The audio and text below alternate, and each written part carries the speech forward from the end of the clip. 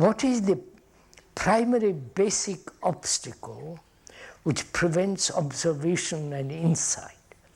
What is the primary basic obstacle which prevents observation and insight?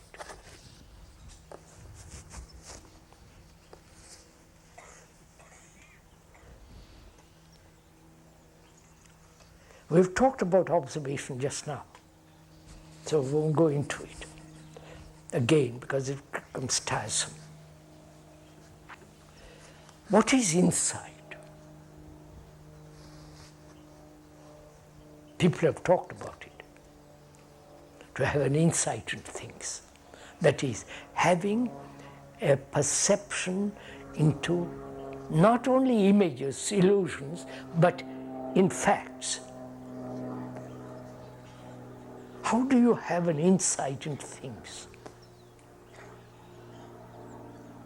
How do you have an insight? Let's take, for example, I'm taking that as an example, that all religious organization is merely the activity of convenience, fear, right? All that, all religious organizations, whether it's Christianity or Hinduism, even insight, which means what? If I cling to Hinduism, I shan't have an insight into Hinduism, right? So I must be free of my conditioning to have insight.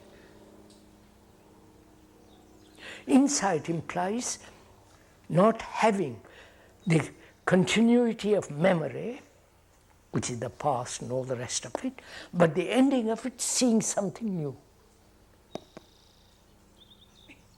If I have been programmed as a Catholic, Hindu, whatever it is, Democratic or Republican or Presbyterian, God knows what else, if I have been conditioned and that condition is always active, I cannot have an insight.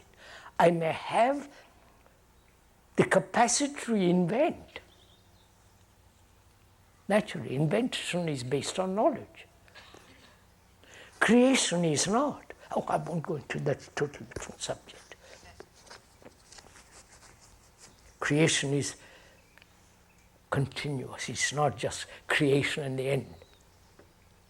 We'll talk about some Saturday, Sunday, for time.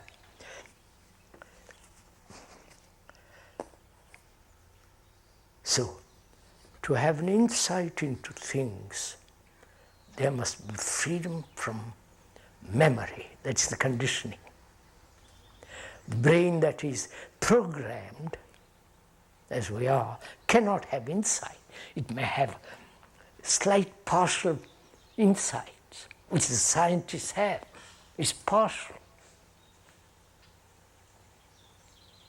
Because then invention brings about other results, harmful, beneficial, and all the rest of it.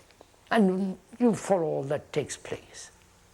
But total insight is to be free of the conditioning of the brain, and that freedom, total freedom, gives you a complete holistic insight.